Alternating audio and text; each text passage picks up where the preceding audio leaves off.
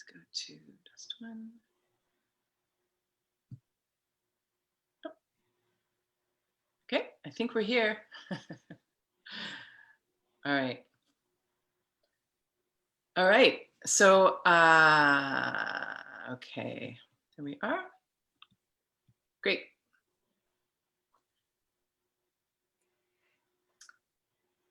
Okay, making sure we're all good. Yep, great. Okay, here we are. Hi, I'm Genevieve Anderson. I am the writer-director of a feature film called DUSTWUN, which I wrote and directed near the US-Mexico border. And we are doing a series of these live interviews on Facebook called Talk About Immigration with different people from the immigration advocacy community in Southern Arizona. The intention with these interviews is to raise awareness about what is happening at the border right now, vis-a-vis the coming elections, so that we have a better understanding of what is at stake. So today, I'm really excited to be with India Aubry, who is the co-founder of Voices from the Border, which is in Arivaca, right? Well, most of our members are based out of Patagonia, Sonora. And, Patagonia, Sonora. Yeah, which is about 20 miles north of Nogales, Arizona, and Nogales, Sonora, Mexico. Okay, okay, great. So we're going to start with an introduction and India talking a little bit about Voices from the Border, how they came to be and the work they do. And then we're going to move into talking about some of the action that's been going on with the construction of the wall in that area. So tell us about Voices from the Border and how it came to be. Okay, well, I love telling our creation story, as I like to call it. In point of fact, we, after Donald Trump was elected, I started speaking, well, after I kind of went through my own emotional response to that, a couple of days later, I took action in terms of gathering my female friends, some of my women friends, and saying, how should we respond to this? So I had this idea of actually starting a women's group where we would do ceremonies and things of that nature, more what I called spiritual activism. And then as a result of those early conversations, we also decided to weave in, my friend called it, let's create two pueblos, and one for spiritual ceremonial activism, which was our women's group, and the other for political social activism, which in short order, once we gathered many people that at that time went to the Women's March, we gathered them together after that experience to create a movement, not a moment. And so we decided to define ourselves. We voted on a name as Voices from the Border. So we began in basically December 2016, January 2017. And 2 years later, we officially became a humanitarian aid organization, nonprofit, in response to the many Central Americans that were showing up at the port of entry in Nogales, Sonora, near here. So we became more specifically immigration focused and humanitarian aid focused at that time. Can you talk a little bit about what, I'm going to change our view. I think that's going to help. Great. Can you talk a little bit about what actually is happening, or what was happening on the border at that time, and the kind of aid that Voices from the Border supplied? Certainly. So at that time, it was literally, and I want to emphasize, this was a conversation that we had when we were meeting together, our group in the park. And somebody started talking about what they had been seeing in the news, which was how many Central Americans were showing up. And so we literally said, I wonder if we can help. Let's go down there and see if we can help. And so we did, and we found out we could help. And so at that time, when we showed up, there was basically a crisis that was unfolding. And there were, at any given time at that point, which was June of 2018, there were about 120, 30, 40 people literally camped out waiting at the port on the floors, men, women, and children. And so there were other humanitarian aid organizations present. We showed up and we just sort of, rolled up our sleeves and said, what can we do? Certainly taking the lead from other organizations that were there, like the Samaritans of Green Valley and Tucson. Keno Border Initiative has a long-standing presence. in Nogales, Sonora, Mexico. And then another man named Pancho Olechea Martin, who has his, who's the street nurse, as he has been called, that serves the underserved in Nogales, Sonora, as well as he had added migrants and asylum seekers kind of to his own docket. And so we met him that day, and we realized he was sort of the portal to this world. Who knowing Nogales, he's from Mexico, and so he had spent many years in Nogales at that point. So we basically partnered from him. It was kismet, like immediately. So eventually, and we still partner with him. And so what happened was, by the end of the summer, the Mexican government decided, it's really bad optics, quite frankly, to have all these people laying at the port, sleeping on the floors, not good for them, not good for the government. So they started putting everyone in shelters that exist in Nogales. And so literally there was a numbering system then, that when your number got called up, so you might wait a few weeks in a shelter, and then when your number came up, you get processed into the US. And so we then would go around to the shelters with Pancho's help to provide, clothing and, medicine, basic hygiene kind of materials, supplies, things like that. And so that's what transpired over the course of that summer. And then we started collecting donations from actually all over the country, both financial and material, like clothes. We've had people from Montana deliver truckloads of clothing that they've gathered to bring here to the border. For instance, now the scenario has changed very much, though. Well, let's talk about that change. What has shifted? So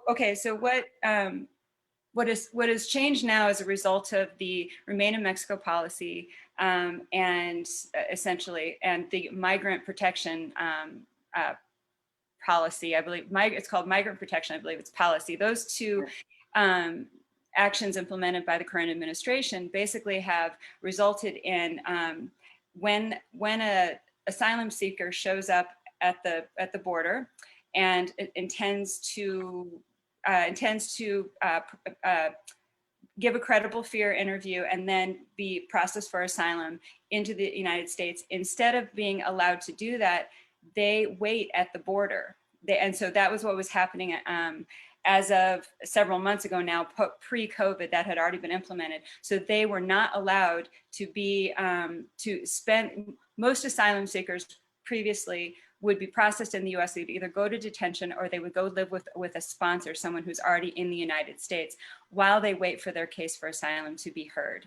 Now, in this new reality, they can't even enter the country. They stay in Mexico, and many times in very dangerous conditions. They're already a very vulnerable, fundamentally refugee population that are exploited and worse.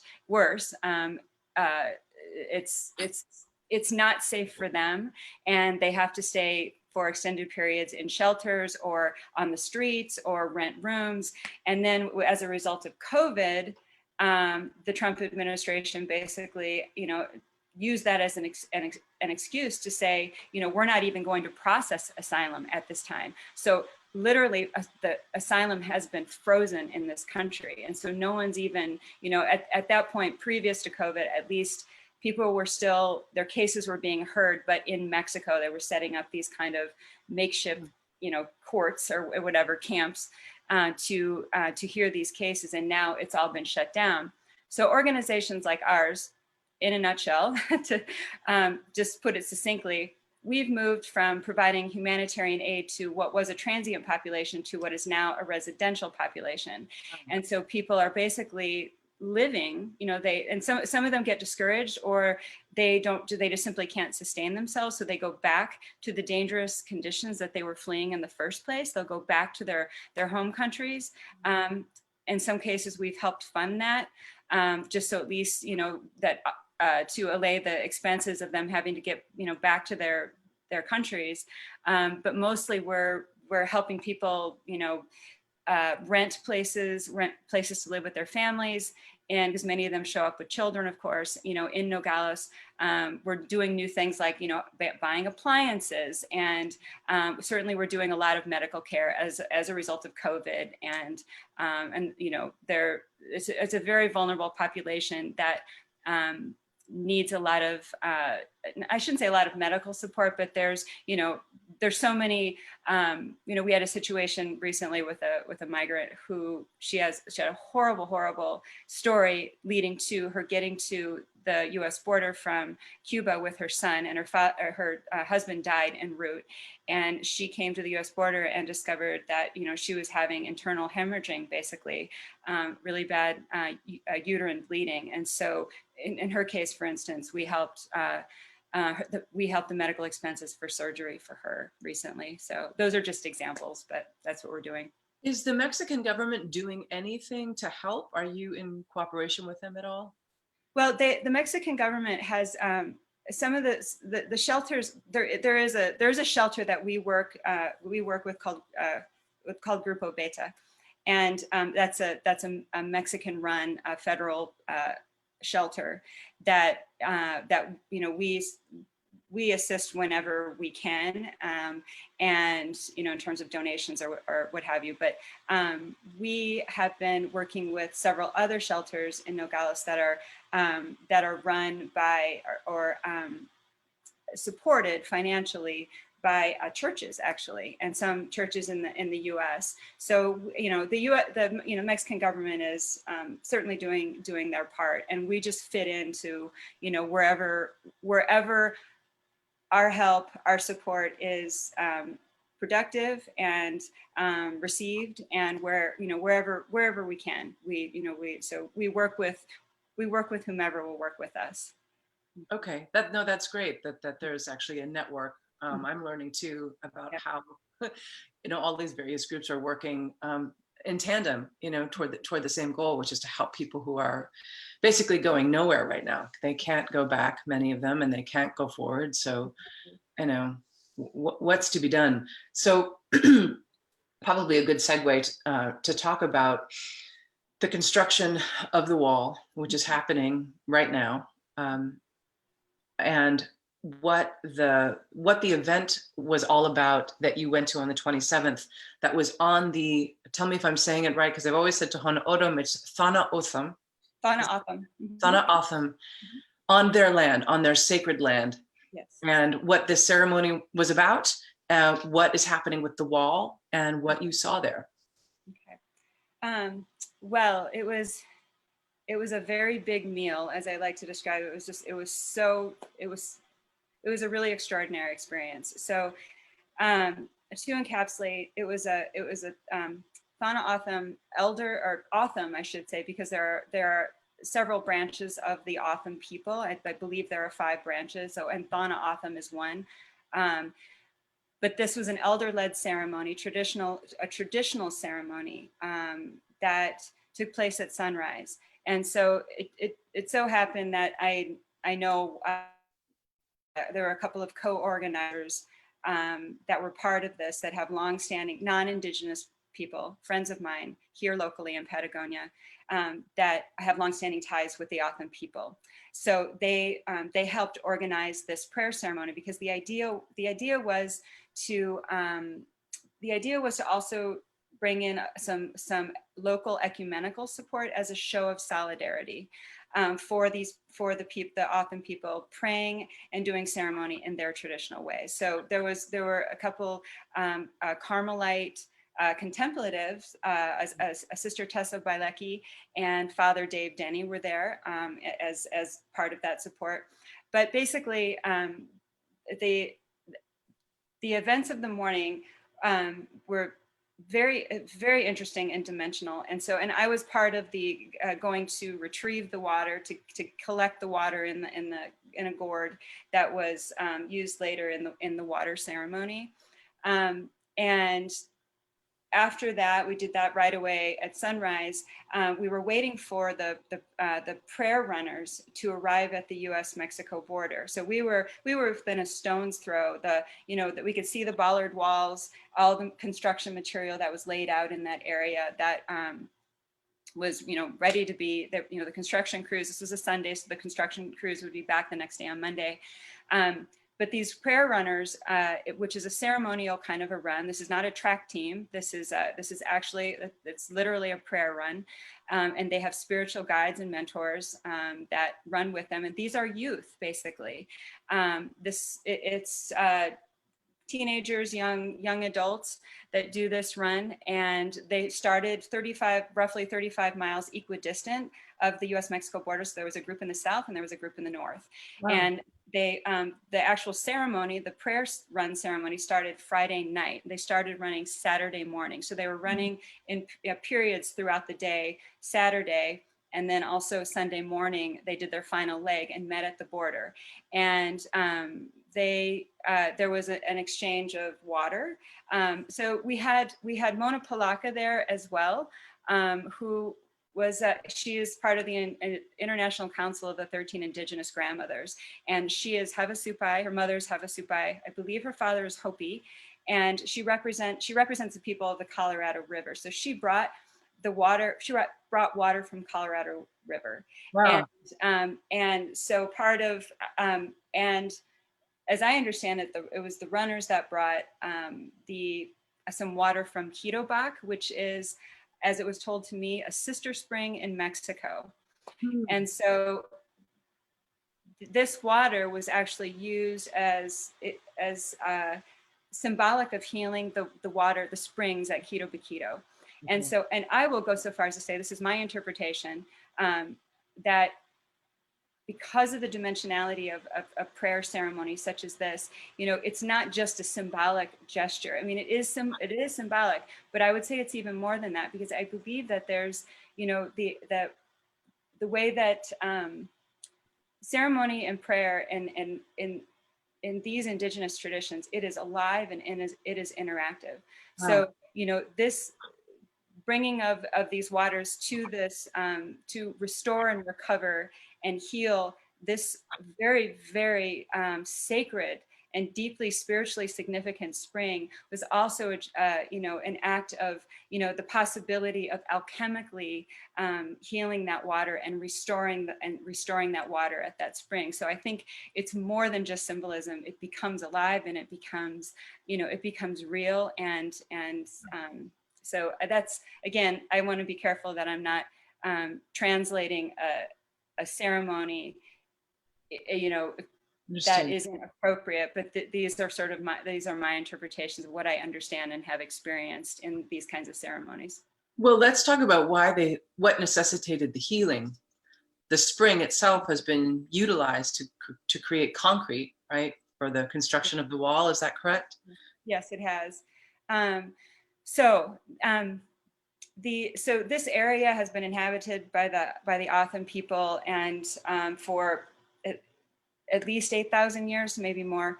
And this spring has been a continuous source of fresh water in the Sonoran Desert. So it is basically somewhat of a miracle. It is a miracle that this exists in the desert. And it's been used by people. It's been used for farming. It's been used because this is the source of it is groundwater. And that probably travels for miles, as I understand it, which means that it can't be easily recharged by rainwater, for instance. So this spring and pond, it was a man-made pond from the spring that has been used as a source of water for people and animals for thousands of years. And so now, as of the 80s, the pond and the springs have been in slow decline. And as of March, the statistics that I've read say that it has declined another 30%. Now, the border wall requires, I've read estimates anywhere of 710,000 to 1.85 million gallons of water per mile of border fence. And that water they are drawing off of those local aquifers at a time where in this fragile ecosystem, we're already in an unprecedented drought, sustained drought. In the process of doing this, they are waiving dozens of environmental laws and impact studies. So the impact of this is truly unknown. And as after the 27th at the ceremony, the very next day, the Department of Interior announced gave an order that the access to that area, the springs and that area of the construction would be closed and would only be open for restricted use for permits. They say that the Otham people can get permits to go back to that land and go back to the spring, but the permitting process is still not known. So it's their land that now they need permits to have access to. Is that correct? Yes, exactly. But but there's no clear permitting process for how they will do that. And this is they cited public safety, but it's just to keep everybody out, because there was, of course, 2 women arrested there September 9th, 2 Indigenous women. And then what followed a couple of weeks later was a group of protesters came again to that same area of construction. And there was an altercation with Border Patrol and park officers, and who tried to forcibly break up their human chain. So, they just want to keep people out of the way so they can put this wall up as fast as they can before the funding dries up, basically. Or before somebody else is elected. It seems that from what I was reading from the 2 articles that you sent, and I'll put links to those too in the underneath this interview, that the reason that they had been able to waive all of these federal laws that are designed to protect these areas is connected to the Real ID Act, right? Which is this, we're all supposed to get different sources of identification based on these new standards of how the sources of identification are issued. So, I mean, I don't know much more than that about this law, but it seems interesting to me that, of course, there isn't a congruency between wanting to make sure that, that people are who they say they are and violating federal lands. I don't, my brain can't make that connection. To me, it just seems like a flagrant disregard of, of the natural order and also the rights of the people who own this land. Yeah, absolutely. And you're right. I only know a little bit about that that act in name. I don't know it in a detailed way such that I feel confident speaking about it. But the word flagrant is appropriate here. It's flagrant disregard of in an effort basically to put up this wall, which is basically there's, as the Washington Post put it, it's an all-out push now. And, in part, so Trump can make good on his campaign promises before the election. And then, as I said, it's, I'm going to go ahead and say when he loses, the funding will dry up. So those contractors are motivated right now to get paid and get this wall up. Yeah. And so, at the expense of the environment, at the expense of the rights of the people, the indigenous people that are from there. And right at the moment, there's no recourse, it seems. There's just, it's astounding. It's astounding to me what they've been able to, get away with, basically, this administration. It's not in the news. I mean, I think people it was in the news when Trump was touting, was using it to gain, to broaden his base, and also by fomenting fear, by making up a narrative about, the border is going to be stormed by a bunch of people from Central America. We've got to put the concertina wire on the existing wall, all of that happened in 2018, and at the time it was called Operation Border Security, but they had to change the name of the initiative because the the the military personnel that were deployed to actually put up the concertina wire started calling it Operation BS, because everybody understood that nobody was coming to storm the wall. There are, of course, many people coming who are seeking asylum who need to be processed and helped, but that fear was entirely fabricated. And recently, when, you know, in a news conference where Trump is declaring a state of national emergency at the border to justify this, you know, rapid expansion of this huge, beautiful, glorious wall, which, by the way, Mexico is not paying for. I think Congress agreed to, of the, what is it, $45 billion, something like that. Like they agreed to pay for a third of it, and the rest right now is being diverted from the US military, from what I understand. But Mexico is paying for none of it. But this wall costs $41 million a mile to construct. So the thought of that going on underneath a false threat while it's violating natural land, Yes. is, to me, it's unconscionable. And it's, and I guess perhaps that's partly why it's not in the news. I mean, obviously the coronavirus is taking up most, you know, airtime, but that nobody knows about it. I mean, you know about it because you live there and you're seeing it and you're, you know, participating in these protests, these peaceful protests. It's almost like, I mean, I want you to talk a little bit more about the actual ceremony itself, because I think, like what you were saying earlier, it's not symbolic. It's not just symbolic. It's an invocation of Mother Nature. It's an invocation of ancestry, right? To come in and intervene on our behalf, because nobody's doing anything about it. It's not being stopped. So to talk about you talked about the run, about the prayer run, and the bringing of the water, right? The bringing of the water. What else can you share about what you saw there? Well, first, I want to thank you for those beautiful words. That is so well said, Genevieve, about, you know, the invocation of Mother Nature and the invocation of ancestors. I would say absolutely, and that's what makes it so dynamic and again dimensional and you know, and exciting. And so, gosh, okay. Yeah, it was such a rich experience. And what I saw also, as you know, as a witness to this experience, were other indigenous representatives from other indigenous tribes, 8 or 9, I would say, that whose lands have been, ancestral homelands have been divided by the border wall. And are threatened by the border wall, that those representatives were there. And it was this beautiful, like, you know, I was in the parking lot when everyone was gathering, and I was hearing their greetings there, and, you know, thank you for welcoming me onto your land, was what I heard Stan Rodriguez from the Kumeyaay Nation in California say to Mona Palaka, who I just happened to be standing, you know, nearby. And so it was witnessing the power of this collaboration, and because that is why these representatives came to the ceremony, was to collaborate, to exchange information, to show their support.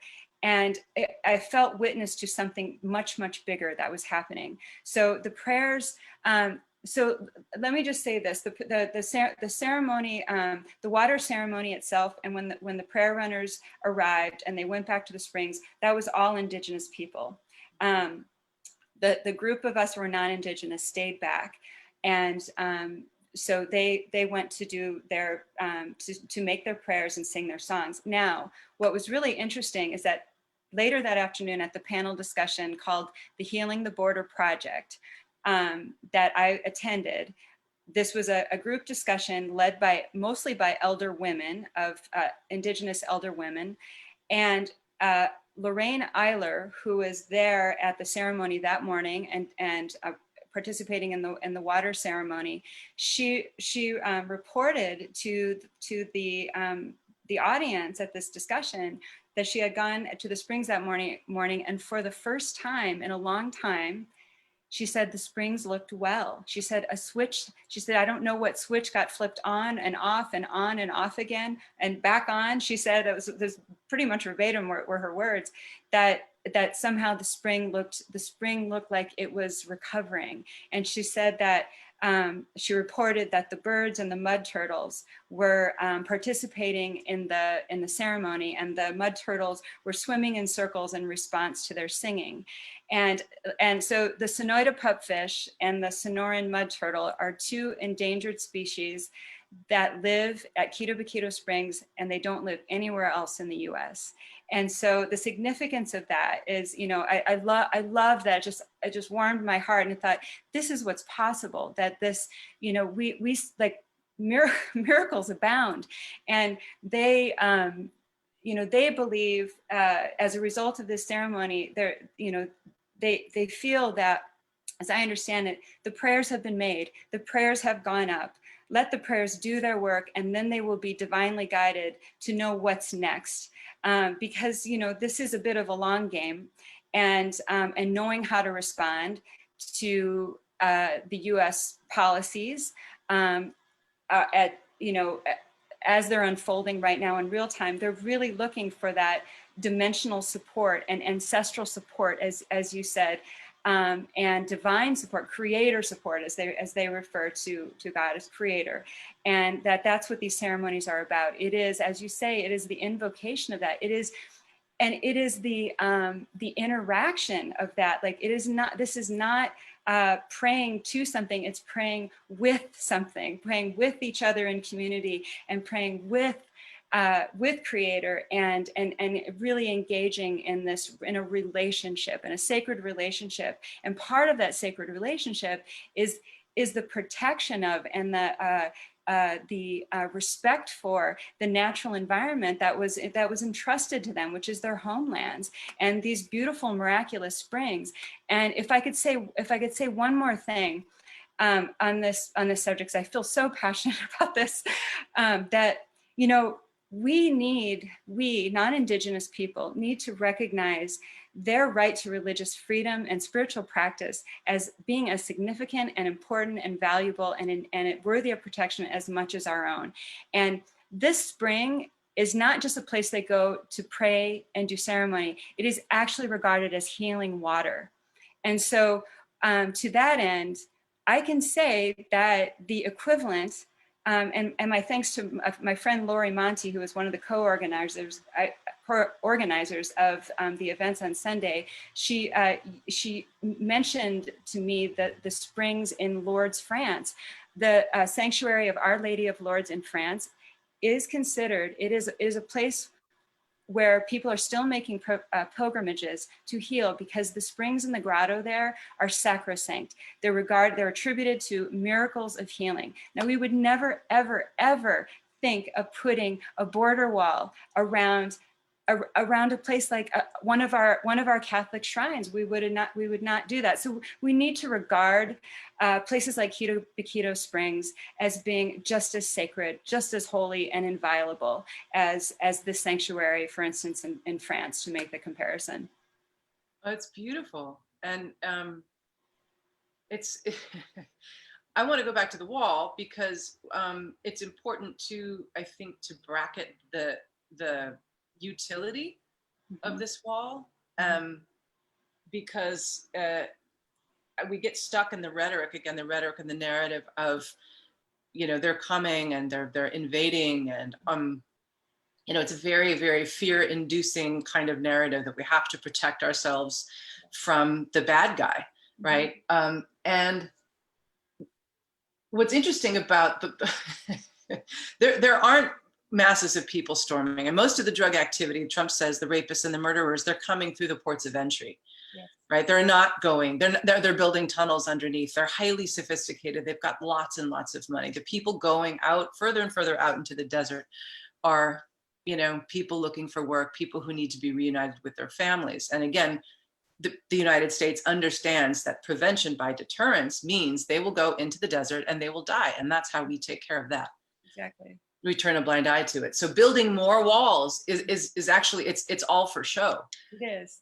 It is. It's political theater, quite frankly. And I actually heard Tony Estrada as the current sheriff of Santa Cruz County, and he's been the sheriff for, I think, since the late 90s.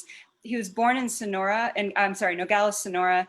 And then I think when he was a very young child, his family moved to the U.S. side.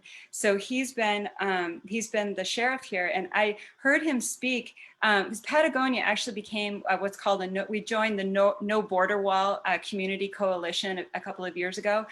And Tony, Sheriff Estrada was there at this town council meeting, and he spoke to the group, and he is the expert in this area, that he has the defining voice. He said, look, the vast majority of drug traffic moves through the port of entry in vehicles. It is not coming, it's not coming in backpacks and on people out in the desert. It's actually coming through a major artery, and others along, certainly along the border. So, he is the authority on that. And you're absolutely right. It's just all for it's for show, and it's really, really sad, because in the meantime, there's so much that's being destroyed. And my friends and I on Sunday were looking at these miles and miles and miles of 30-foot bollard walls, and soon there will be literally floodlights, that because they're building a power grid out there. So the floodlights will destroy this, pristine environment, and also drive away more migratory animals. And you're thinking about all the tax dollars that could go towards healthcare and education, and all the many things that people really care about. So it's based on a fear narrative. That's a false one. And money. I mean, $41 million a mile. Yes. Yeah. Multiply that by 450 miles, which is what they want to complete before the end of the year. I found this interesting, that this is from the Nick Miroff Washington Post article, which again, I'll put in the notes here, that Trump has urged several design changes to the barrier to make its appearance more intimidating, insisting, for instance, that it should be painted black to absorb more solar radiation. Mm-hmm. Customs and Border Patrol officials said they do not have the funding available in order to order crews to go back and paint segments that have been installed. But 4 sections under construction in Texas will receive a black epoxy finish before installation, fulfilling Trump's wishes. I'm like, okay, the hubris of this. But of course, it conjured the prophecy that you told me about the other day about the black snake. Can you tell us a little bit about that? Yeah, I was listening on Sunday morning, one of the elders speak about his uncle, who had he remembers from when he was younger, his uncle speak about a prophecy about the appearance of a black snake that would divide the land. That would cut the land, I think was the way he described it. And so, he said that, and it was just like, I just got a chill, because, and there we were sitting in Organ Pipe, which there was a big hill that's right near the springs where we were, and that wall is starting to encroach. It's basically coming down that hill, and the next section is going to be where Quito Baquito Springs is, and it does have that kind of snaky, kind of undulating appearance, and it's like there it is right there. It's the black snake. That's so interesting to me, because it evokes again a higher intelligence, this idea of the Native American culture having such a deep connection to Mother Nature, such a deep connection to time. Exactly. Seeing life as beyond just the present moment, but the past connected to the future. Exactly. And how important all of these systems and all of these cycles are. So, I mean, I'm deeply concerned about this as well, and I feel like we're at a moment. You talked about the tuning fork of consciousness, and I love this. To go back to the idea of the spiritual activism and the socio-political activism, and these things kind of meeting at a place where they're both necessary. Absolutely. But the crisis is so developed, I suppose, and I think it's never been clearer that the people who build the wall, and again, I want to step back a minute and say, like, I am not for no borders. That me being against the wall is not about being against border security and against border regulation. I mean, I have a fence around my house. I decide who comes in my house. We need regulations to help process people, to help all of the people coming seeking asylum. This isn't about opening the borders and let everybody flooding in. This is not about that at all. But the problem is so vast because the people who are connected to these huge contracts, or the people who just want the other kept out, they're not going to feel any different about that. Nothing is going to make them have empathy for a migrant risking their life to cross the desert for a life-saving operation, or to be reunited with a child, or to earn money. You know what I mean? I don't believe that those hearts can be changed. And maybe I've gotten cynical, but I really see these two distinct camps. One highly, dare I say it, narcissistic in terms of the self-interest, and the other with a deep concern, obviously, for our fellow man, and particularly the least among us. And this is scriptural. This is what Christ said: "You will take care of the least among you." It's so clear. It's so clear. The order. It's very, very. It's very clear. It's very unequivocal. So, given all of that, this tuning fork, how these two things meet, so that we don't just deal with the problem of this wall, this very, very real problem of this construction going through sacred land. Yep. We can't stop it. If we can't stop it, we're countering it. And part of what the ceremony, it seems, is about is this, again, invoking a higher force to help with a solution that maybe we can't even see yet. So what does this mean in terms of the tuning fork of consciousness? What are we being called to do right now? Wow. Yeah. So I remember we were in our first conversation, you and I, that came up, that phrase came up, and I just think, well, I think that this is actually a twofold answer, and the reality is this.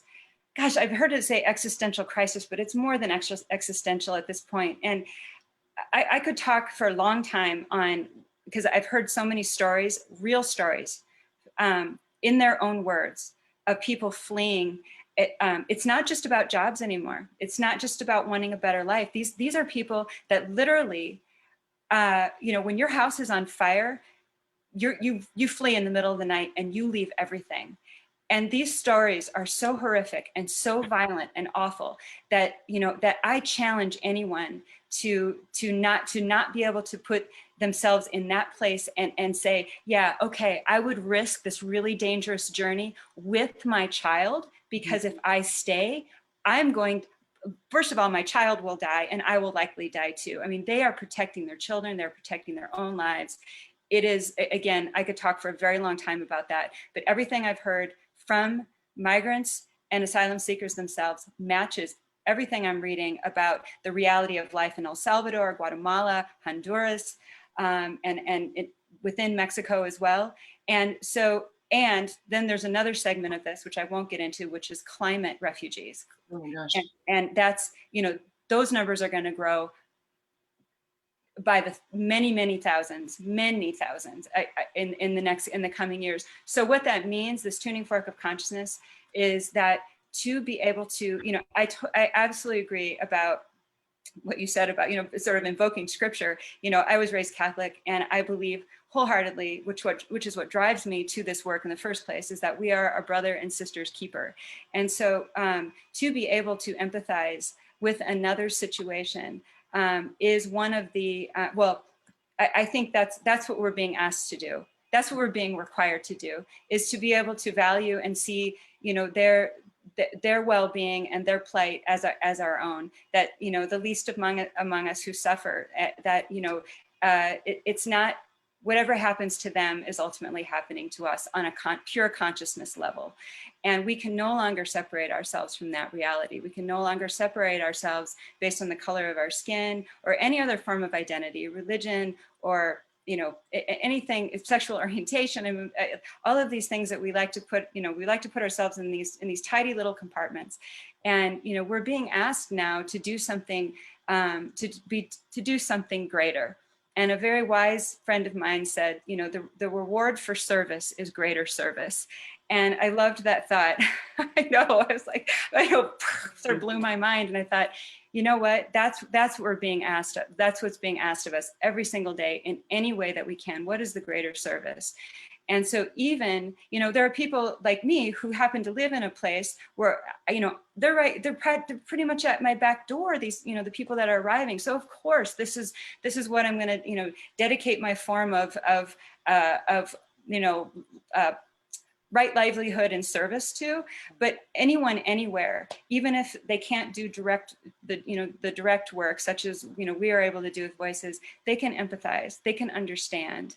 And so that's one of our other missions within our organization, is to relay and share the lived experiences of migrants and asylum seekers in various forms, especially through the arts, like through a children's art exhibit we did recently before COVID.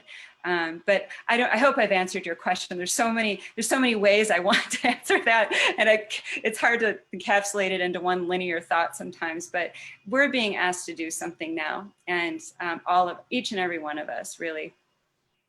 Yeah, I've never been more challenged by, I guess, my personal politics and rage, you know, and just the injustice, and also just my own indignance and not understanding why people can support policies that privilege so few and leave so many out. But it's a great learning journey, and it's sort of helped me to sort of, again, start to tune us. I think that's why I really resonated with this phrase, to start tuning my own inner awareness towards something beyond just simple resistance. Yeah. And being in vibrational agreement with the thing that I'm battling. Like, I'm trying to find a place to encounter all of these terrible things, all of these things I disagree with energetically, to encounter them with a higher energy. And so, again, I think from a ceremonial aspect, there is something about really just practicing, and your vibrate, this all, you know, cells and vibration here, right? We're really working on a vibrational attunement to that which you want to see, right? That which Absolutely you hope is, and then, you know, action, of course, means everything. And I think that what you're saying is so important, Genevieve. It's like, to be able, in order for us to be able to like hold, you know, to be these vessels for everything that's happening right now. I mean, this is chaos. There's such extreme pain and suffering in the world, and for us to be able to hold that, we need to attune to something higher and bigger and greater, and because otherwise, you know, we'll either just get angry and stuck in that anger, we'll get paralyzed, depressed, and so I think being able to, like you said, attune with something else it's part of our own self-care, you know, as individuals, as well as being able to affect change out there in the world. And one thing that I noticed at the, you know, in the spirit of this idea of tuning fork of consciousness, what I noticed at, kind of, I guess, by way of example, at the panel discussion, the elders spoke so powerfully and so emotionally, passionately, and they never once said anything derogatory about Donald Trump, about the US government. They just simply said, you know, they could have been hateful and condemning, and instead they were, you know, heartfelt and forgiving, that they included the US government and our leaders in their prayers, because, you know, it was their deep hope that our leaders would recognize, would honor the sacred, and, you know, would honor agreements to Indigenous people. And I was like, that was one of those moments where, you know, it was that kind of that stop in your tracks, like, whoa, this, you know, that was, I just felt so honored to be able to hear those words with my own ears and receive that. It felt like a transmission of some kind. But that's how the elders, the Indigenous elders, are speaking about it. That is how they're thinking about it. And that is something that, you know, like, gosh, it's such a, you know, we have so much to learn from them. But, you know, it's right. It was lovely. So anyway, the experience was really a beautiful one, and I learned so much from them, and have so much respect for the way that they're thinking about this as well. Will these ceremonies be ongoing? I'm certain that they will. I mean, certainly within their own communities. To the extent that non-Indigenous people are invited in, I don't know. I hope that I would love to be a part of more things like that. But I will say that, as individuals, regardless of being Indigenous or not, we each are empowered to do ceremony. We each are empowered to Robin Wall Kimmer wrote a beautiful book called Braiding Sweetgrass. I can't recommend it highly enough. It's called Robin Wall Kimmer. Braiding Sweetgrass is the book. She's Potawatomi and a biologist and an educator, and she speaks of ceremony in a way I've never quite seen written before. And basically, it's the recognition that we can create our own rituals, practices, ceremonies, and prayers, and begin our own interaction, our own personal connection, and relationships with the earth, with all of the elementals, including water. And it really is our responsibility to do so if we're here on the planet right now. And the Indigenous people are leaders in that. That is inherent to who they are and to their spiritual practice. And so Robin Kimmer in this book, it's almost like this. It's sort of feeling like being challenged to invited to create that for ourselves. So we're all capable of that in our own individual ways, however that would look. I love that you brought that up toward the end of this discussion, because I feel like we clearly, everybody been brought to our knees with this experience of this pandemic, and it's it hasn't let up. We're still negotiating a new reality, and I think that for many people it's opened up